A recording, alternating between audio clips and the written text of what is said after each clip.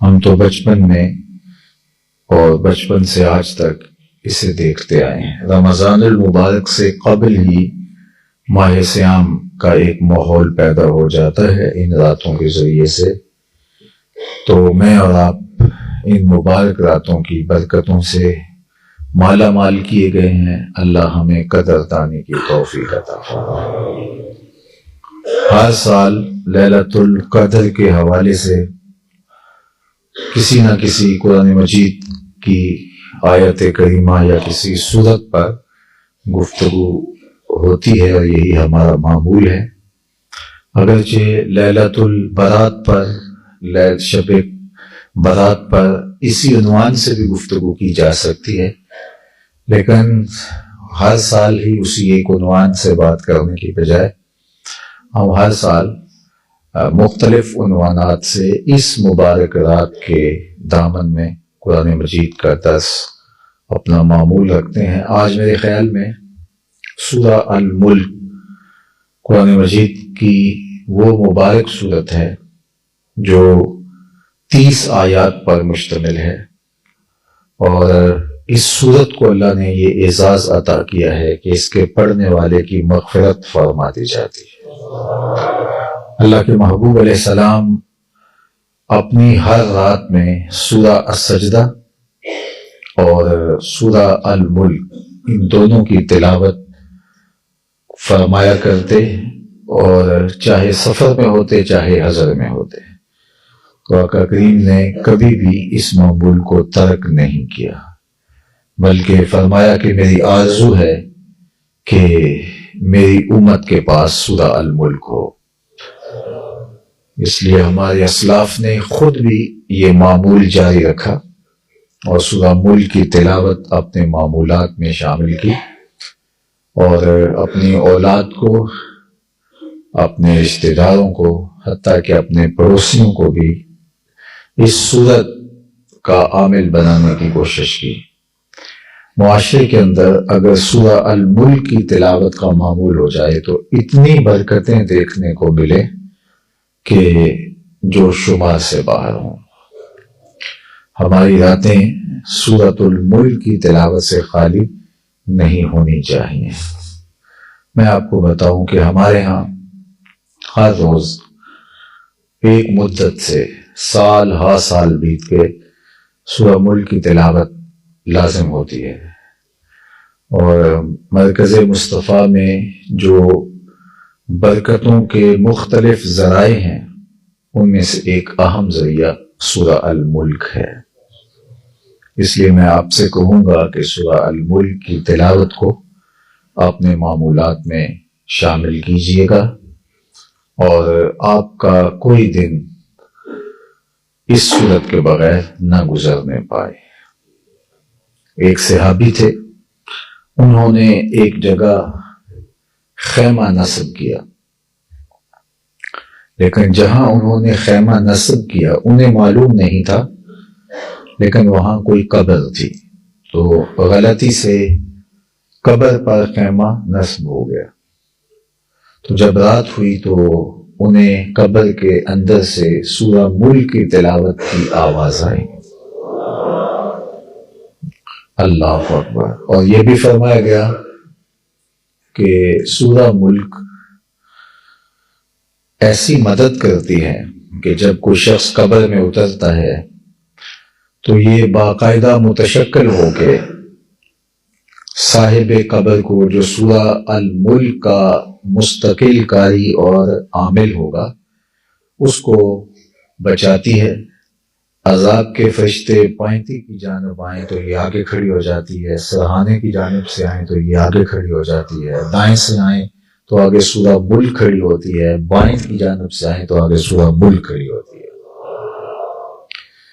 اس لیے مجھے امید ہے کہ آپ اپنے معمولات میں، بہت سارے لوگوں کے معمولات میں تو یہ سورہ ملک موجود ہوگی، کیونکہ ہم بھی اپنے ماں باپ سے یہ عملاً دیکھتے آئے ہیں کہ وہ سورہ ملک کی تلاوت کے بغیر سوتے نہیں تھے، اور پھر وہ آگے منتقل سلسلہ ہوا، اور پھر آگے ہم منتقل کرنے کی کوشش کر رہے ہیں۔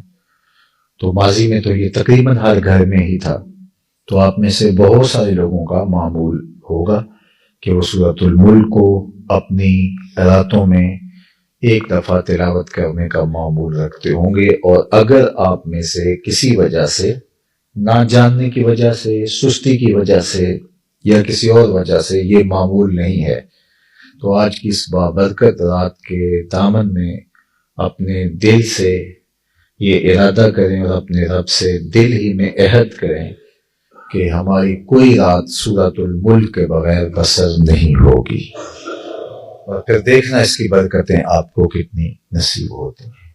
اس کی برکتیں دنیا میں بھی ظہور پذیر ہوتی ہیں اور آخرت میں بھی ظہور پذیر ہوں گی۔ اب سورہ ملک کا سارا مضمون تو آپ کے سامنے میں نہیں رکھ پاؤں گا، لیکن کچھ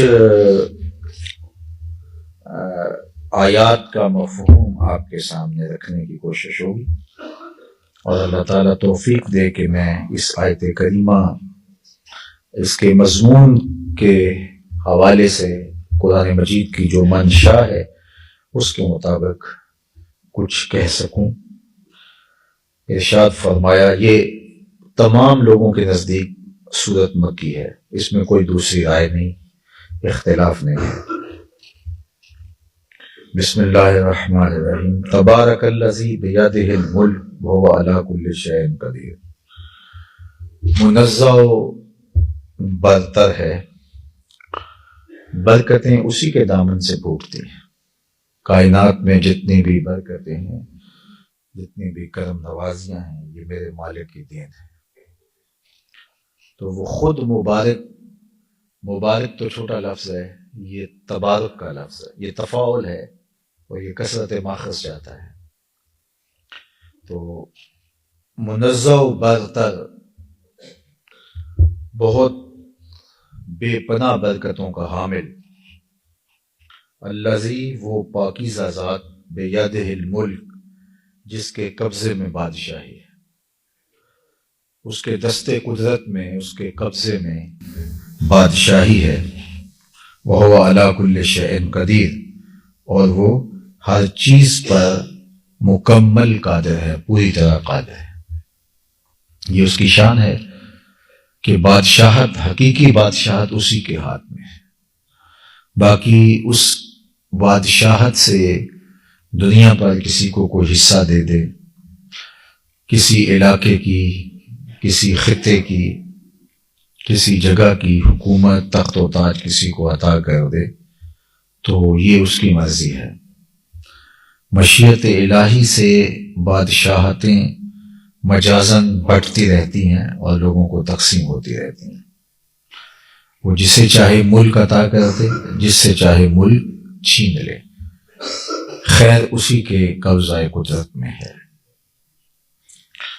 وہ بادشاہت، دنیا کا تخت و تاج، دنیا کی دولت اسے بھی دیتا ہے جس سے راضی ہو، اور اسے بھی دیتا ہے جس سے راضی نہ ہو۔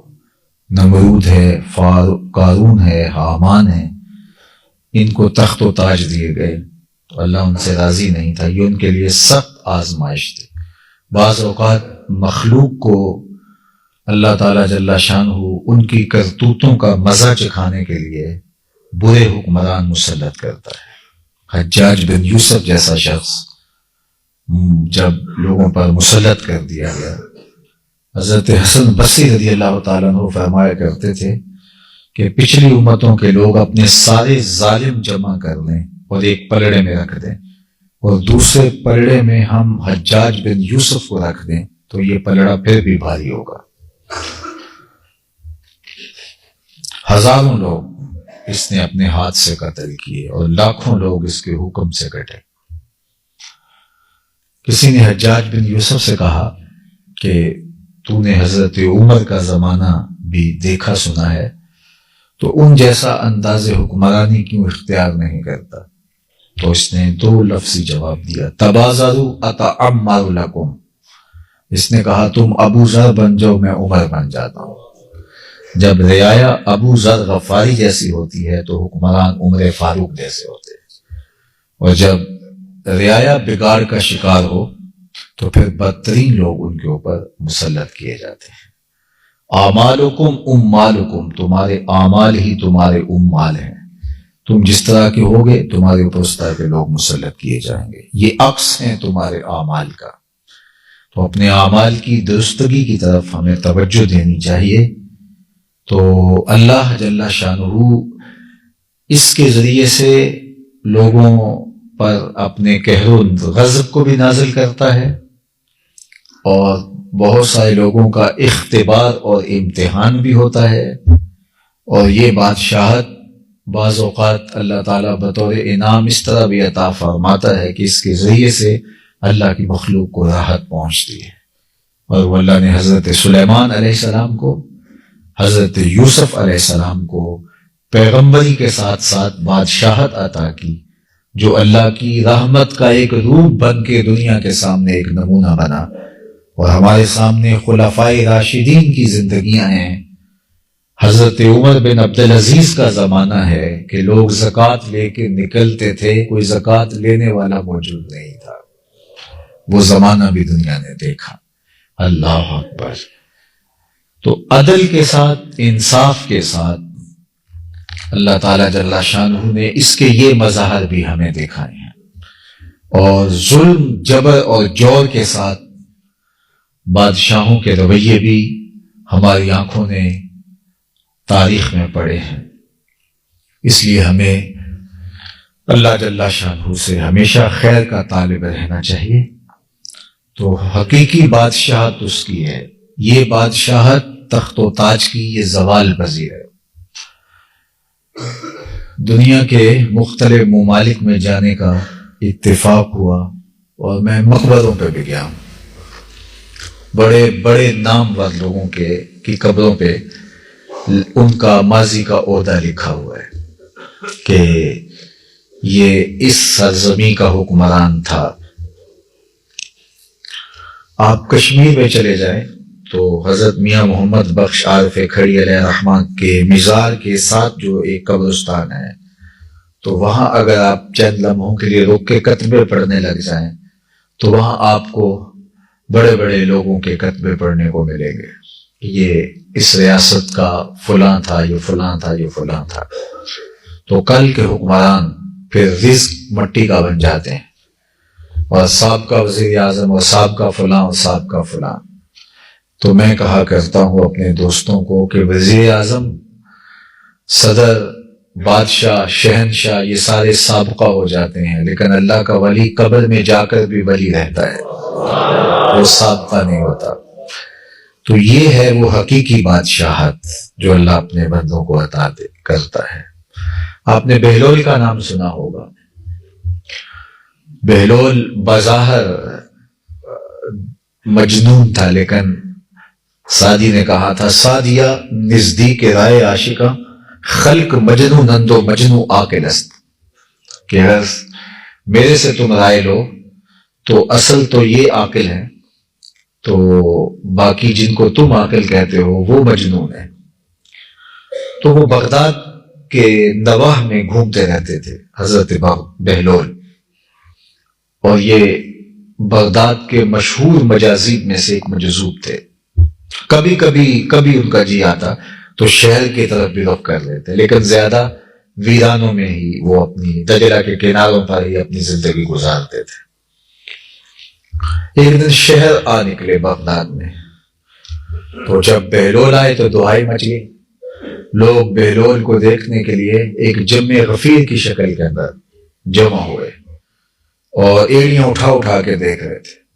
ہارون رشید بھی اپنے محل کی بالکونی سے دیکھ رہا تھا، تو اس نے زبیدہ کو کہا، جو اس کی محبوب بیوی تھی، اس نے کہا کہ دنیا ہمیں بادشاہ کہتی ہے، اصل حکمران تو یہ ہیں، چونکہ ان کی حکمرانی جسموں پہ نہیں ہے، ان کی حکمرانی دلوں پہ ہے۔ اللہ اکبر۔ تو حقیقی حکمرانی تو اللہ کی ہے، اور اسی کے قبضہ قدرت کے اندر بادشاہت ہے، جس کو چاہے عطا کر دے، جس سے چاہے چھین لے۔ جو اپنے آپ کو کہتے ہیں کہ ہمارے جیسا زمانے میں کوئی نہیں، پھر ان کا نشان بھی باقی نہیں بچتا۔ تاریخ نے ایسے مناظر ہمارے سامنے رکھے ہیں کہ نگاہیں خیرہ ہو کے رہ جاتی ہیں۔ تو اصل حکمرانی، اصل بادشاہت اسی کی، اس لیے کہا تبارک الذی بیدہ الملک، برتر و منزہ ہے عالی مرتبت شان کا مالک جس کے قبضے میں بادشاہی ہے، وہو علی کل شیء قدیر، اور وہ ہر چیز پر مکمل پوری طرح قادر ہے۔ الذی خلق الموت والحیات لیبلوکم ایکم احسن عملا وہو العزیز الغفور، وہ اس عالی مرتبت شان کا مالک ہے جس نے پیدا کیا ہے موت اور زندگی کو تاکہ وہ تمہیں آزمائے کہ تم میں سے کون بہتر ہے عمل کے لحاظ سے۔ زندگی اور موت دونوں اللہ کی مخلوق ہیں۔ صحیح بخاری میں روایت موجود ہے کہ ان کو ایک دو رنگ کے مینڈے کی طرح، سفید رنگ کا مینڈا ہوگا، اس میں داغ ہوں گے سیاہ رنگ کے، تو اس شکل کے مینڈے کی طرح حشر کے میدان میں لایا جائے گا موت کو۔ جنتی جنت سے اور جہنمی جہنم سے لمبی لمبی گردنیں نکال کر کے یہ منظر دیکھ رہے ہوں گے، اور اللہ فرمائے گا جنتیوں سے اسے پہچانتے ہو؟ تو وہ کہیں گے یا اللہ ہاں پہچانتے ہیں، یہ موت ہے۔ اور پھر اللہ تعالیٰ جہنمیوں سے کہے گا اسے پہچانتے ہو؟ وہ کہیں گے ہاں مالک ہم پہچانتے ہیں، یہ موت ہے۔ تو پھر موت کو ذبح کر دیا جائے گا، مینڈے کی شکل میں لا کر، متشکل بنا کر کے، ایک صورت میں لا کر کے اس کو ذبح کر دیا جائے گا۔ اور پھر جنتی اتنے خوش ہو جائیں گے کیونکہ ان کے دل میں ایک موہوم سا خدشہ ہوگا کہیں موت نہ آ جائے۔ اب موت کو جب ان کی آنکھوں کے سامنے ذبح کر دیا جائے گا تو وہ اتنے خوش ہو جائیں گے کہ اگر موت کو موت نہ آئی ہوتی تو وہ خوشی سے مر جاتے۔ اور جہنمیوں کے دل میں ایک امید کی کرن ہوگی کہ کبھی موت آئے تو جان چھوٹ جائے، لیکن جب موت کو بھی ان کی آنکھوں کے سامنے موت آ جائے گی تو وہ اتنے دکھی ہو جائیں گے کہ اگر موت کو موت نہ آئی ہوتی تو یہ صدمے سے، دکھ سے مر جاتے۔ لیکن اب انہیں پتہ ہے کہ اب موت بھی نہیں، اب تو گھبرا کے یہ کہتے ہیں کہ مر جائیں گے، مر کے بھی چین نہ پایا تو کدھر جائیں گے۔ تو ایک مشکل آ کھڑی ہوئی سر پہ کہ اب موت کا بھی نقطۂ انجام جو ہے وہ سامنے ہے، اب موت بھی نہیں ہے۔ تو اگر پھنس گئے ہیں تو پھر ڈاڈی مشکل ہے، اور اگر نجات مل گئی ہے تو پھر موج ہی موج ہے۔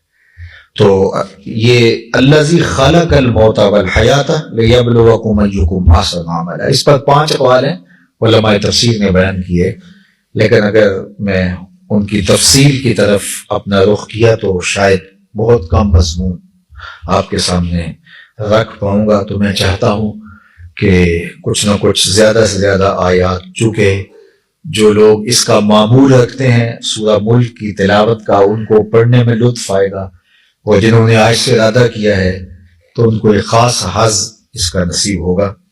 والذی خلق الموت والحیات، اس نے زندگی اور موت دونوں کو پیدا کیا، تخلیق کیا۔ تو مخلوق ہے موت بھی اور مخلوق ہے حیات بھی۔ اللہ اکبر۔ موت اور زندگی کو پیدا کیوں کیا؟ لیبلوکم، تاکہ وہ تمہیں آزمائے، تمہیں پرکھے، ایکم احسن عملا، کہ تم میں سے اچھے اعمال کون بجا رہا۔ تو زندگی اور موت کی تخلیق کا مقصد کیا ہوا؟ پرکھ، آزمائش۔ سورہ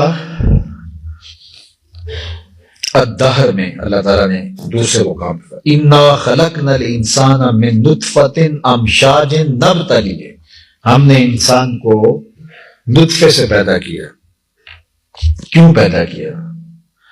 اللہ اکبر۔ مخلوط نطفے سے حضرت انسان کی تخلیق کی۔ اس سورۃ الدہر کا نام سورۃ الانسان بھی ہے۔ تو کہا کہ ہم نے انسان کی مخلوط نطفے سے تخلیق کی۔ تو کیوں تخلیق کی؟ کسی چیز کی تخلیق کا کوئی مقصد بھی ہوتا ہے، جس کو ہماری اصطلاحی زبان کے اندر علت غائی کہتے ہیں۔ مثال کے طور پہ یہ گلاس ہے، تو جب گلاس کی تخلیق کرنے لگے تھے تو اس کے ذہن میں تھا نا کہ اس سے مشروب جو ہے وہ پیا جائے گا، یہ ڈبہ جس نے بنایا ہے تو اس کا ڈیزائن کرتے اس کے ذہن میں اس کا مقصد ملحوظ تھا. جس نے یہ ڈائس بنایا ہے تو اس کے ذہن میں ساری چیزیں ملحوظ تھی. جس نے یہ کیمرہ ایجاد کیا ہے تو اس کے مقاصد اس کے ذہن میں تھے. جس نے یہ لائٹ بنائی ہے اس کے ذہن میں اس کے مقاصد تھے. تو یار یہ کیمرہ، یہ پنکھا، یہ لائٹ، یہ مائکرو فون، یہ گلاس، یہ ٹشو کا ڈبہ، اور حتیٰ کہ یہ ٹشو جس نے بنایا ہے اس کے ذہن میں بھی اس کا مقصد تھا. تو جس نے انسان کو بنایا ہے اس نے بے مقصد ہی بنا دیا. تو اس خالق نے حضرت انسان کو بنایا تو بے مقصد نہیں بنایا. تو کہا کہ ہم نے اس کو مخلوق نطفے سے پیدا کیا. کیوں؟ نبتلی ہے، تاکہ ہم اس کی آزمائش کریں، اس کو پرکھیں، اس کو امتحان گاہ میں ڈالیں. اس لیے انسان کے لیے، انسان اگر اس نقطے کو سمجھ جائے کہ یہ دنیا میرے لیے امتحان گاہ ہے تو اس کی بہت ساری پریشانیاں ختم ہو جائیں اور وہ اپنے کام پہ لگ جائے. وہ اس پریشانی میں رہتا ہے کہ یہ پریشانی کیوں ہے، اس کی یہ پریشانی ختم نہیں ہوتی کہ یہ پریشانی کیوں ہے. حالانکہ اس کو یہ پریشانی نہیں ہونی چاہیے کہ یہ پریشانی کیوں ہے، اس کو یہ ہونا چاہیے کہ اس پریشانی سے مجھے آگے سے ایکٹ کیا کرنا ہے اور اس کا میں نے کس طرح سے جواب دینا ہے جو میں اپنے رب کے حضور سرخرو ہو سکوں. لیکن وہ بس پہلے تو اس کے اوپر مصیبت آتی ہے تو وہ گھبرا جاتا ہے، واویلا کرتا ہے، اور وہ اس پریشانی کو تسلیم کرنے کے لیے تیار نہیں کہ یہ میرے لیے کیوں ہے. اور جو اصل مقصد تھا اس کے نتیجے میں کہ یہ اس پر حقیقی تاثر کیا دیتا ہے، تو بعض اوقات سارا وقت اس کا ان چیزوں میں ضائع ہو جاتا ہے. تو جس مقصد کے یہ پانی، اس گلاس کو کیسے کیوں بنایا گیا تھا کہ اس میں پانی ڈالا جائے. تو جب یہ بن کے تخلیق ہو کے سامنے آ گیا تو کوئی جگ لے کر آئے اس میں پانی ڈالنے کے لیے تو یہ آگے سے شروع کر دے. اور حالانکہ اس کا مطلب تھا کہ پانی کو محفوظ رکھنا، اس کو اس کی مناسب حرارت جو اس کی صلاحیت ہے اس سے زیادہ تو اس سے پوچھا بھی نہیں جائے گا، اس کے مطابق جو ہے. تو یہ الٹا شور غل وہ کر دے، جو کام ہے اس کی طرف توجہ نہ دے. یہ کیمرہ اس لیے بنایا گیا تھا کہ یہ تصویر کھینچے، یہ ویڈیو بنائے، اور یہ وہ کام کرنے کی بجائے الٹا یہ اس پہ احتجاج کرے کہ یہ کیوں مجھے کام دیا گیا. نیتلی تخلیق اس لیے تھا. لقد خلقنا الانسان فی کبد، ہم نے انسان کو مشقتوں میں رہتا پیدا کیا گیا ہے. اس کی مقصد تھا زندگی کا کہ یہ ان امتحانات سے گزرے اور اس کے نتیجے کے اندر یہ پھر کس طرح اپنے آپ کو پیش کرتا ہے. تو اس کو ذہنی طور پہ آمادہ ہونا چاہیے. ساری زندگی اس کو یہ نہیں سمجھ آ رہی ہوتی کہ مجھے تخلیق کیوں کیا گیا ہے. تو اللہ نے قرآن مجید میں حضرت انسان کی تخلیق کا مقصد بیان کیا. سورہ الملک میں بھی الذی خلق الموت والحیات، موت و حیات کو کیوں پیدا کیا گیا؟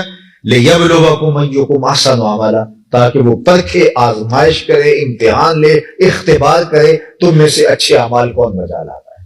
یہ وہ دیکھنا چاہتا ہے، وہ امتحان لینا چاہتا ہے.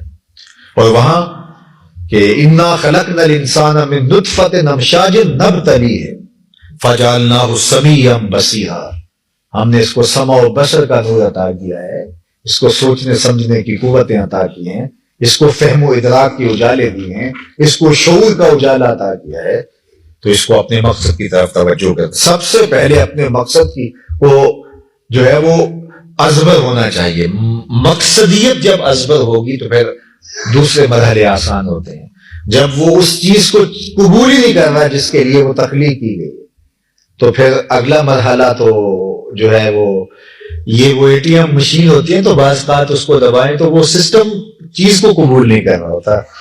تو اس کا مطلب یہ ہے کہ وہ سسٹم قبول نہیں کر رہا ہوتا، یا تو خراب ہے. اگر وہ خراب نہیں ہے تو پھر آپ کو کوئی چیز آپ مس کر رہے ہیں جس سے وہ قبول نہیں کر رہا. اللہ اکبر. تو قبول ہی انسان نہیں کر رہا، اس کا مطلب ہم سمجھے ہی نہیں ہیں، اور ہمیں جو سمجھانے والے تھے انہوں نے ہمیں سمجھایا ہی نہیں تھا کہ میاں تمہاری تخلیق کا مقصد کیا ہے. قرآن نے تو کوئی چیز مبہم نہیں رکھی. قرآن نے تو ایک ایک چیز کھل کے واضح، دو ٹوک، جس طرح 2 سے 2 کو ضرب دیں تو حاصل ضرب 4 آتا ہے، اس طرح ہماری زندگی کے مقاصد کو بالکل واضح بیان فرمایا ہے. اب موت و حیات کی تخلیق کیوں ہوئی؟ یہ کھیل تماشا نہیں ہے، بلکہ کیوں؟ الذی خلق الموت والحیات لیبلوکم، وہ اس لیے پیدا کیا موت و حیات کو تاکہ تمہیں آزمایا جائے، تمہیں پرکھا جائے، تمہارا امتحان لیا جائے۔ اللہ اکبر۔ ایکم احسن عملا، کہ تم میں سے اچھے اعمال کون بچا لاتا ہے۔ جب تمہیں یقین ہوگا کہ تم نے مرنا ہے تو پھر تم اپنی مختصر زندگی کو با مقصد بنانے کی کوشش میں لگ جاؤ گے، لیکن اگر تمہیں یہی نہیں ہے کہ ہم نے جانا ہے تو پھر اپنی زندگی کو پھر اپنی خواہش کے مطابق گزارو گے۔ وَهُوَ الْعَزِيزُ الْغَفُورُ، اور وہی دائمی عزت والا اور بخشنے والا ہے۔ اللہ اکبر۔ حقیقی عزتیں اسی کے پاس ہیں، اور وہ جس کو چاہے عزتوں سے نوازتا ہے اور بخشنے والا ہے۔ مطلب یہاں بخشش کا ذکر کیوں آ گیا؟ جو رؤوس آیا ہے، جو آیات کا آخر میں اللہ تعالیٰ کے کوئی دو صفاتی نام آ جاتے ہیں، رؤوس آیا، آیت کے جو سر ہوتے ہیں آخر میں، اس کا ما قبل سے کوئی تعلق ہوتا ہے۔ ایسے نہیں ہوتا کہ ایک بات کر کے دوسری جگہ کوئی اور بات کرتی، چونکہ یہ ایک تسلسل ہوتا ہے، ان کا ما قبل اور ما بعد سے کوئی ایک ربط ہوتا ہے۔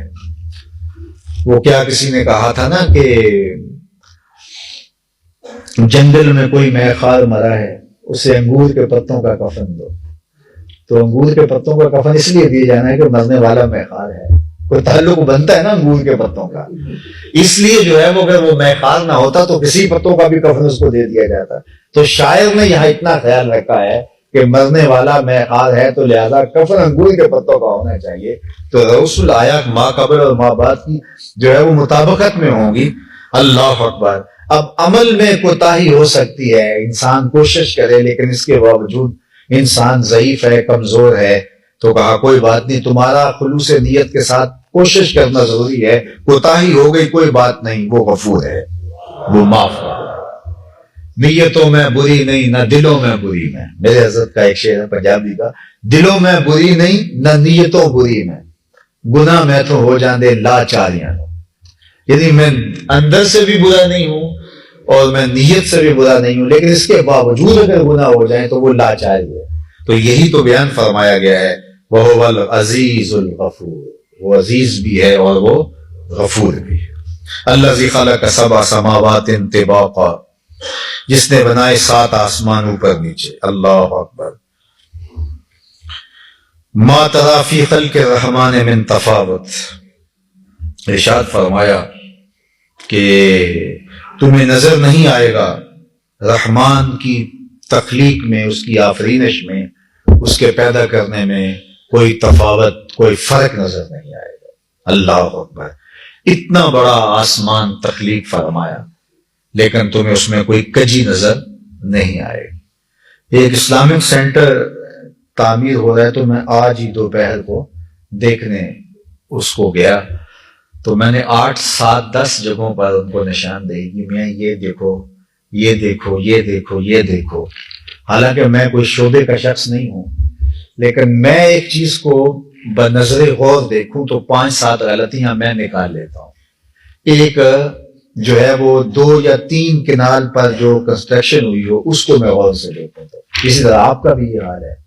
اور یہ 2 4 کنال پہ کنسٹرکشن نہیں ہوئی، یہ آسمان تکراں تا بکراں پھیلا ہوا ہے، اور اللہ تعالیٰ نے یہ دعوت انجینئروں کو بھی دی ہے، یہ باریک بینوں کو بھی دی ہے، یہ کائنات کے ہر شخص کو دی ہے۔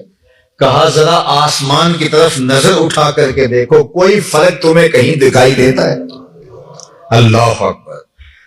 ما تری فی خلق الرحمن من تفاوت، تمہیں خدا کی تخلیق کے اندر کوئی تفاوت دکھائی نہیں دے گا۔ فرجع البصر، اچھا پھر دوبارہ نظر اٹھا کے دیکھ لو، ایک دفعہ دیکھ لیا، کہا کہ اور تسلی کر لو، فرجع البصر، پھر دیکھ لو نگاہ اٹھا کے، حل تری من فطور، تمہیں کوئی رکھنا دکھائی دیتا ہے؟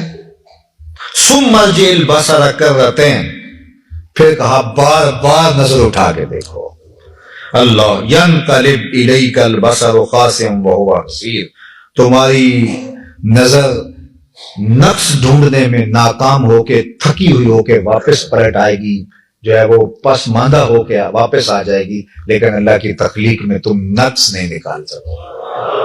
اللہ یہ اتنے ستارے لگائے، پھر ستارے روشنی الگ دیتے ہیں، آنکھوں کو ٹھنڈک الگ دیتے ہیں، بھٹکنے والوں کو راستہ الگ دکھاتے ہیں۔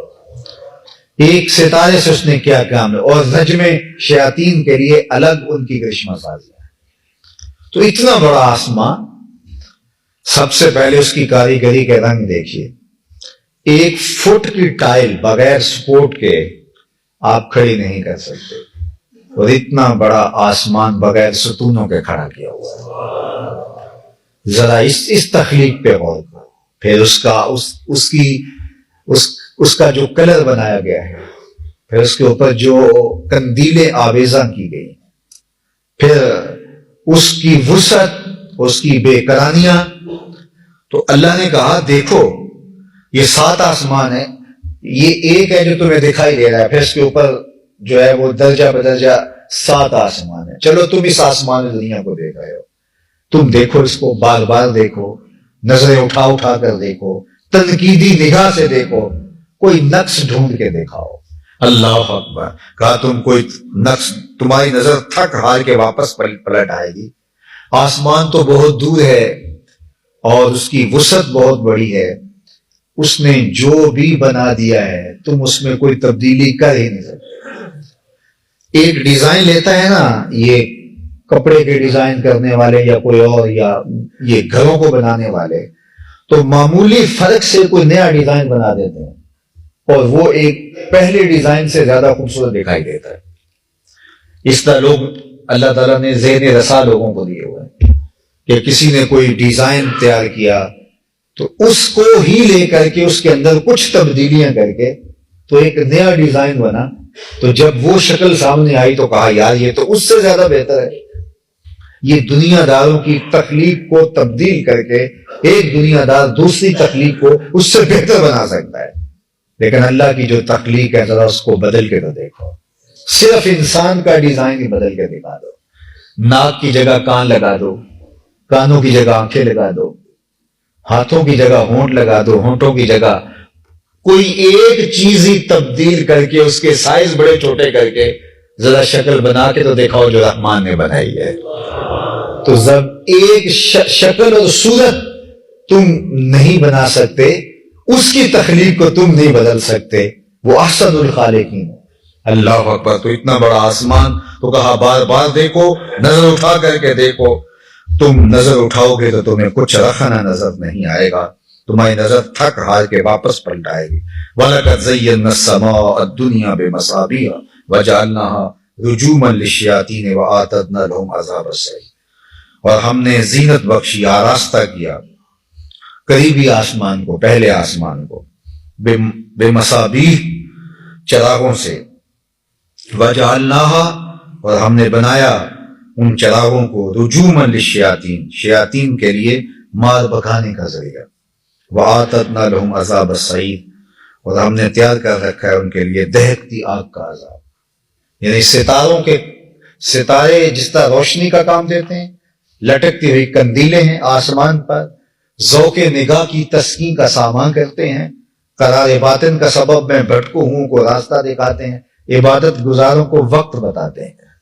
اللہ اکبر! یہ سارے کام کرتے ہیں یہ ستارے۔ جہاں عبادت گزاروں کو وقت بتاتے ہیں وہاں شیاطین کو بگانے کے کام بھی آتے ہیں۔ اور یہ نہیں ہے کہ ستارہ ٹوٹتا ہے اور ایک ستارہ کم ہو گیا۔ اللہ اکبر! امام فخر الدین رازی نے اس مقام پہ تفصیلی بحث کی ہے، امام قرطبی نے اس پر تفصیلی بحث کی ہے۔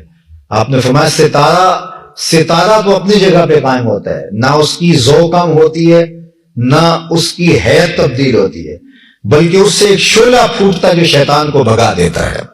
اللہ اکبر! فرمایا اور ان کے لیے یہ تو ایک وقتی عذاب ہے جو ان کو دیا جاتا ہے، لیکن ان کے لیے مستقل عذاب بھی ہم نے جہنم کا تیار کر رکھا ہے۔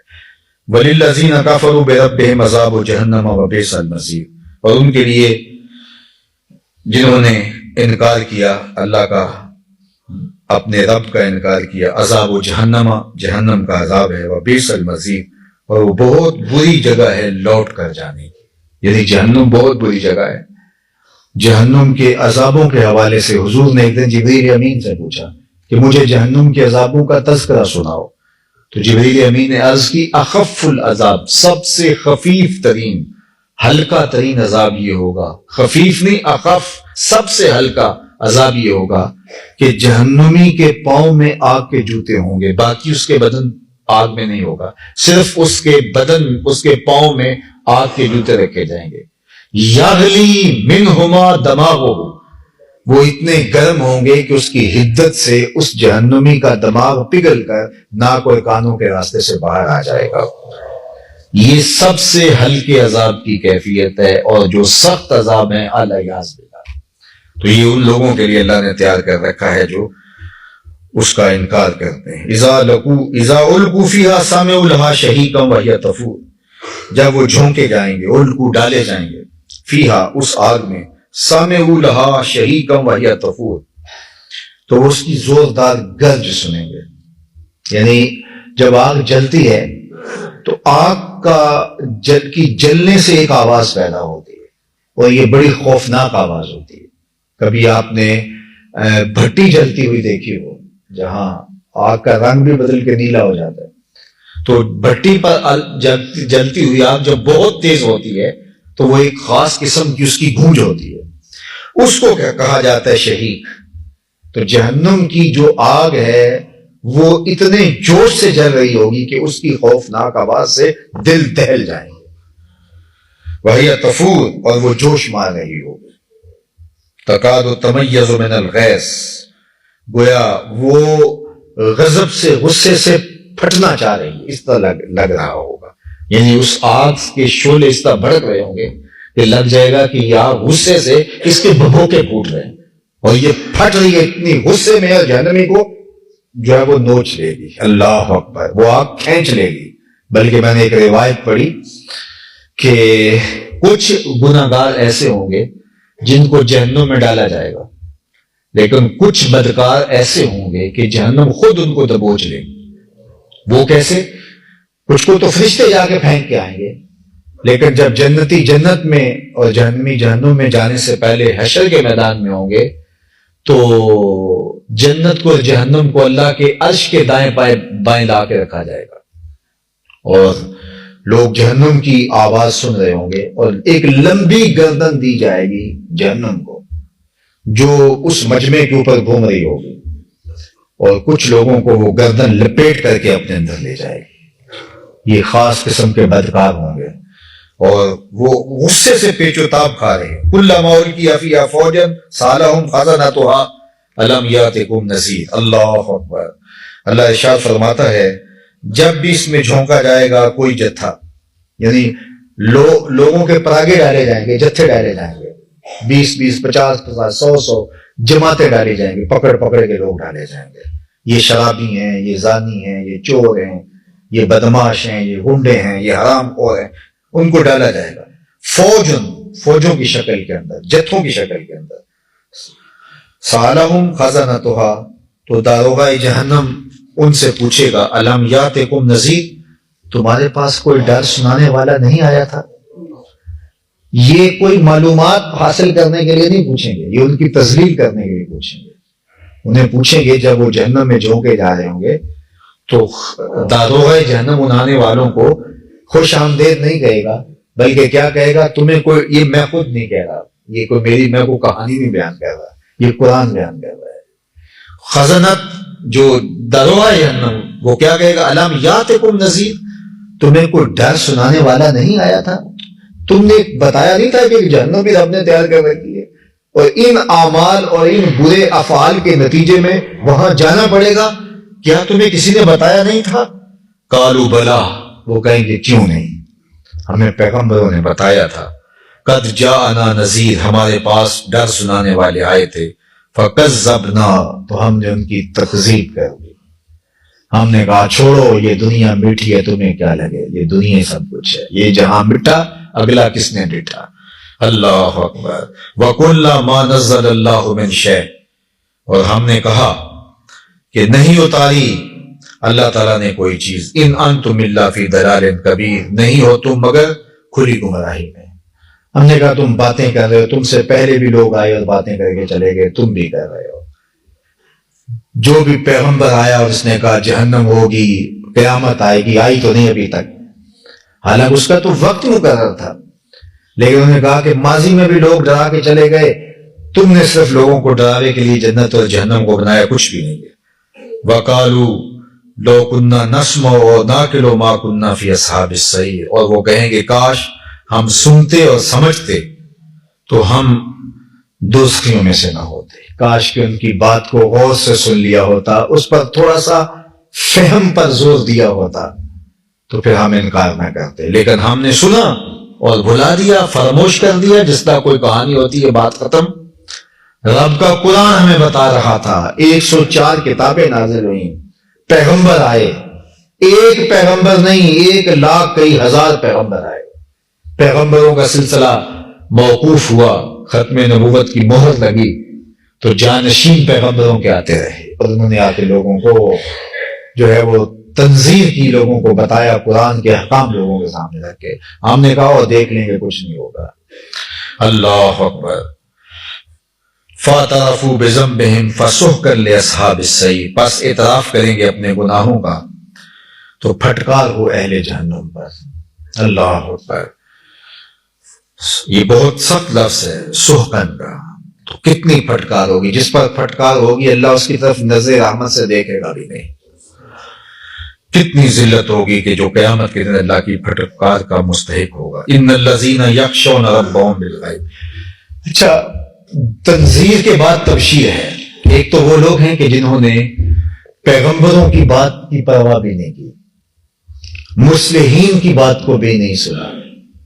ایک نشہ ہوتا ہے، ایک وقت ایسا ہوتا ہے، جوانی کا ایک نشہ ہوتا ہے، اقتدار کا نشہ ہوتا ہے، اسی طرح صحت جب پورے جوبن پہ ہوتی ہے اس کا اپنا نشہ ہوتا ہے، انسان کا دماغ پھر کسی اور طرح سے چل رہا ہوتا ہے، وہ نہیں سنتا کسی کی، اور پھر عمومی طور پہ نصیحت کرنے والے لوگوں کو یہ لوگ بادی راہ قسم کے لوگ سمجھتے رہے۔ ماضی میں کہانی پڑھی ہے، انہوں نے پیغمبروں کے لیے لفظ استعمال کیے، معاذ اللہ، تو چھوڑو ان کو کیا پتا، یہ پرانے ذہن کے لوگ، تقیہ لوگ، بادی راہ قسم کے لوگ، ہم بڑے سمجھدار ہیں، ہم بڑے عاقل ہیں، دانش و بینش رکھتے ہیں، فہم و ادراک کے اجالے ہمارے پاس ہیں، اقتدار ان کے پاس، دولت ان کے پاس، مال و زر ان کے پاس، فوجوں کی فوجیں ان کے پاس۔ تو یہ کافر کہتے تھے کہ یہ کیا باتیں کر رہے ہو تم، مسکین اور غریب لوگ، اور سب کچھ ہمارے پاس، عذاب آئے گا، اور پھر ہنس کے کہتے تھے عذاب آیا تو تمہیں تو پہنچے گا، ہمیں تو کچھ نہیں کر سکے گا۔ لیکن وہ قیامت کا دن تو آنے والا ہے، وہ تو سب کچھ ہونے والا ہے۔ اللہ تعالیٰ اس کہانی کو بیان فرما رہا ہے۔ ایک تو وہ لوگ تھے کہ جنہوں نے تمرد سے، غرور سے، تکبر سے اللہ کے حکام کو ٹھکرا کے رکھ دیا۔ اللہ فرماتا ہے پسے پش ڈال دیا، پیغمبروں کی باتوں کی پرواہ تک نہ کی، ان کا مذاق اڑایا، حتیٰ کہ قرآن پڑھیے انہوں نے پیغمبروں کو گمراہ تک کہا، انہوں نے پیغمبروں کو کہا کہ جو ہے وہ فی صفاحت، تم جو ہے وہ معاذ اللہ نادانی کی باتیں کر رہے ہو، صفی کہا، بے وقوف کہا، ان کو انہوں نے کیا کیا کہا۔ لیکن بہرحال وہ لوگ، لیکن ایسے لوگ بھی ہر دور میں تھے جنہوں نے ان لوگوں کی باتوں کو سنا اور دعوت کو قبول کیا۔ ان الذین یخشون ربهم بالغیب، اللہ اکبر، بے شک وہ لوگ جو اپنے رب سے بن دیکھے ہی ڈرتے رہے، دیکھا بھی نہیں لیکن تھر تھر وجود رب کے نام پر کامنے لگا، ایسے لوگ بھی تھے۔ آپ کو مبارک ہو کہ اللہ نے آپ کے سینے میں اپنی محبت رکھی ہے۔ ہم نے رب کو دیکھا تو نہیں ہے، لیکن اس کا نام سن کر کے، اس کا ذکر کر کے، سجدے میں سر رکھ کے جب سبحان ربی جلالہ پکار رہے ہوتے ہیں، رب کو کتنی شفقت اور کتنی محبت ہمارے اوپر آ رہی ہوتی، کس صدی میں لوگ جی رہے ہیں، اور کتنا تیقن ہے کہ سجدے میں سر رکھ کے کتنے خشوع و خضوع سے پکار رہے ہیں، سبحان ربی الاعلی، مالک دیکھ اس سے نیچے اور کہاں جاؤں، یہ اقصی غایت التذلل والخشوع، سب سے نیچے گرنے کی جگہ ہے، میں گر گیا ہوں، اور زبان سے کیا کہتا ہوں، سبحان ربی الاعلی، مالک سب سے نیچے میں ہوں، سب سے اونچا تو ہے۔ وہ کتنی رحمت ہے، اسی لیے فرمایا گیا کہ اگر سجدہ گزار کو پتہ چل جائے کہ سجدے میں کتنی رحمتیں برستی ہیں تو وہ کبھی سجدے سے سر ہی نہ اٹھائے، کتنی رحمتیں اللہ کی برس رہی ہوتی۔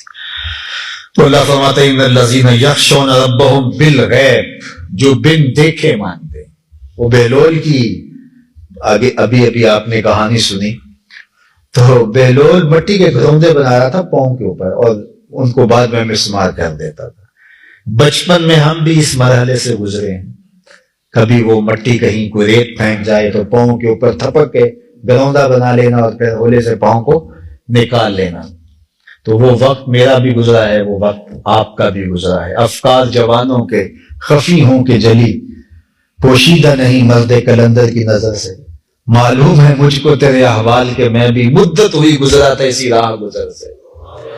اس راہ گزر سے ہم گزرے ہیں، یہ کھیل ہم کھیلتے رہے۔ تو بہلول بھی دجلہ کے کنارے مٹی کے گروندے بناتا تھا، پھر مسمار کر دیتا تھا۔ تو ملکہ بادشاہ گزرا اور اس نے کہا کہ کیا کر رہے ہو؟ کہا جنت کے مکان بنا رہا ہوں۔ تو کہا بیچتے بھی؟ کہاں بیچنے کے لیے بنا رہا ہوں۔ کتنے کا؟ کہا 10 روپے کا ایک۔ بادشاہ گزر گیا مسکرا کے کہ دیوانہ ہے، دیوانگی میں باتیں کر رہا ہے۔ ملکہ زبیدہ پیچھے سے گزری، پوچھا بہلول کیا کر رہے ہو؟ کہا جنتی مکان بنا۔ کتنے کا؟ کہا 10 درہم کا۔ تو اس نے 10 درہم نکال کے دیے، تو اس نے دیکھے اور دریا میں پھینک دیے اور ایک گروندے کے گرد دائرہ کاٹ دیا۔ کہا کہ ہاں یہ تمہارا ہوا۔ ملکہ چلی گئی۔ بادشاہ سویا، مقدر جاگا، کیا دیکھتا ہے جنت میں بڑے خوبصورت محل ہیں۔ ایک محل کے اوپر لکھا ملکہ زبیدہ۔ آگے بڑھنے لگا، دربان نے روکا، کہا نہیں یہ جنت ہے، یہاں تو اجازت کے بغیر نہیں جانا ہوگا۔ کہا میری بیوی ہے۔ کہا نہیں اس کی اجازت کے بغیر، اسی اسنا میں آنکھ کھل جاتی ہے۔ تو ملکہ کو بیدار کیا، کہا کہ تو نے کون سا آج نیک عمل کیا؟ میں نے جنت میں تیرے نام کا محل دیکھا۔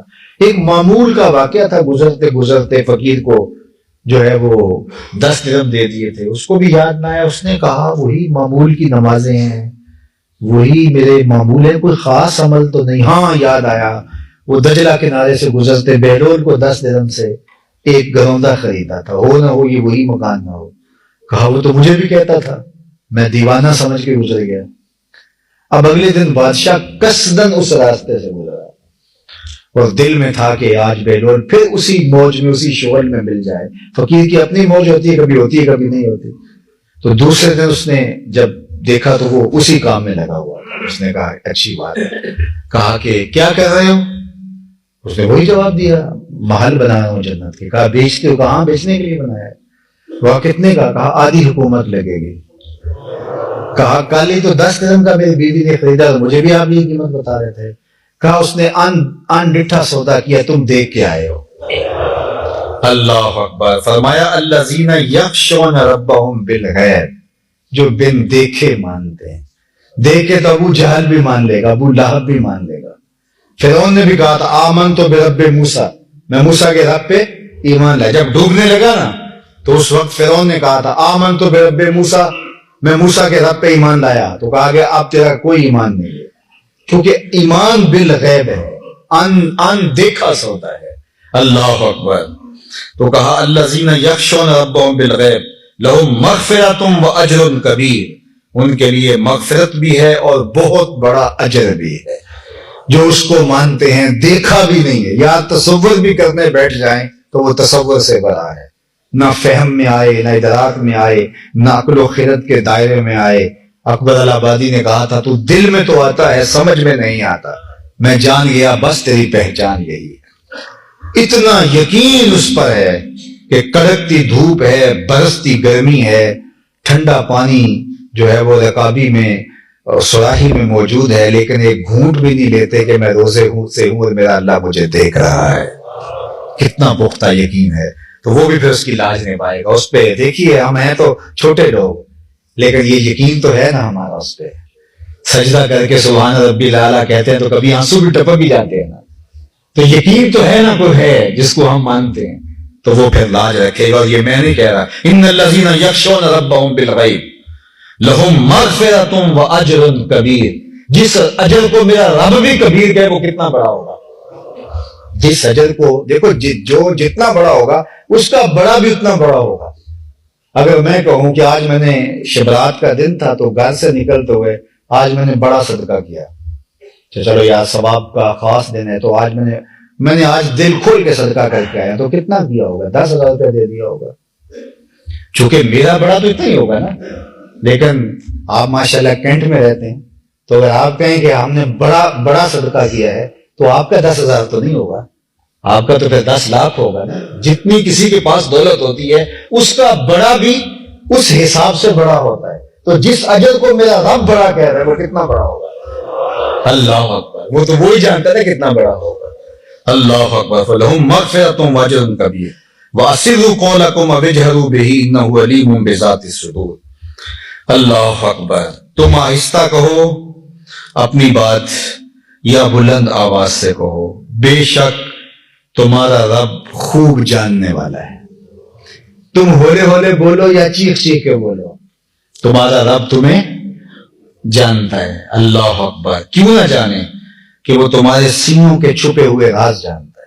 ارا زبیب النملۃ السودا، کالی رات کے اندھیرے میں کالے پتھر پر کالے رنگ کی چیونٹی رات کی تاریکیوں میں جب چلتی ہے تو اس کے مہین اور ننھے سے پاؤں سے سینہ سنگ کے اوپر جو ننھی سی وہمی گمانی اور تصوراتی لکیر بنتی ہے، تمہارا رب اس کو یوں دیکھتا ہے جس طرح دیوار چین کو دیکھتا ہے۔ تو پھر تم اس کی نظر سے کیسے پوشیدہ رہ سکتے ہو؟ اللہ، چونکہ وہ علیم بذات صدور ہے، تو وہ کیسے تم اس کی نگاہوں سے پوشیدہ رہ سکتے ہو؟ اور آگے کیا خوبصورت بات ہے، الا یعلم من خلق، کیا وہ نہیں جانتا جس نے تمہیں پیدا کیا ہے؟ یعنی وہ نہیں جانے گا تمہیں جس نے تمہیں پیدا کیا ہے۔ میرے والد صاحب کہا کرتے تھے کہ جو پنجابی میں کہتے تھے کہ جمعہ دی عمر کا پتہ ہوتا ہے، دند گن کے اندازہ نہیں لگایا جاتا۔ یعنی ویسے وہ کسی جانور کو دیکھنا ہو کہ یہ سال کا ہے، 2 سال کا ہے، مسنہ ہے، یا یہ جو ہے وہ، تو اس کے دانت دیکھ کے اندازہ لگانا پڑتا ہے۔ لیکن جو بکری نے گھر میں بچے دیے ہوں تو ان کے دانت تو نہیں دیکھنے پڑتے، اس لیے کہ وہ گھر میں پیدا ہوئے، ان کی عمروں کا ویسے پتا ہوتا ہے۔ اللہ تعالیٰ ارشاد فرماتا ہے کہ میں تمہارے دلوں کے رازوں کو کیوں نہیں جانوں گا؟ الا یعلم من خلق، وہ نہیں جانے گا جس نے تمہیں پیدا کیا۔ جو خالق ہے وہ تمہیں نہیں جانے گا، اسے نہیں پتا تمہارا تم کیا کرتے ہو۔ اللہ وہو اللطیف الخبیر، وہو اللطیف الخبیر، اور وہ بڑا باریک بین اور ہر چیز سے باخبر ہے۔ لطیف کا معنی باریک بین، تمہاری بات کو تو سنتا ہی سنتا ہے، جو تم سوچتے ہو اس سوچ کو بھی جانتا ہے، اور سوچ کے پیچھے چھپی ہوئی نیت کو بھی جانتا ہے، وہ بڑا باریک بین ہے۔ اللہ اکبر، اقبال نے کہا تھا نا، براہیمی نظر لیکن بڑی مشکل سے ملتی ہے، ہوس چھپ چھپ کے سینوں میں بنا لیتی ہے تصویریں، نیت کے پیچھے، خفیف سے پردے کے پیچھے بھی جو کوئی خود غرضی چھپی ہوتی ہے، جو کوئی تصنع چھپا ہوتا ہے، جو کوئی ریاکاری چھپی ہوتی ہے، تمہارا رب اس کو بھی خوب جانتا ہے، اس لیے کہ وہ خالق ہے تمہارا۔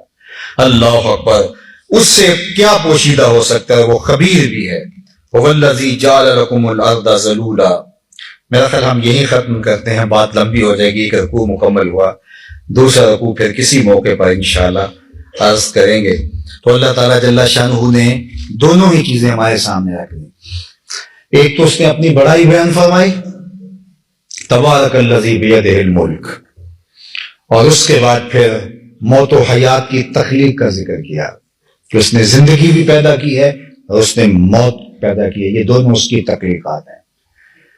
اور اس میں ہمیں کچھ سمجھایا بھی گیا ہے، تم بھاگ نہیں سکتے، موت بھی اس کی مخلوق ہے، تمہارے پیچھے لگا دے تم بھاگ نہیں سکتے، تو کس بات پہ غرہ ہے، کس بات پہ غرور ہے، کس بات پہ ناز ہے؟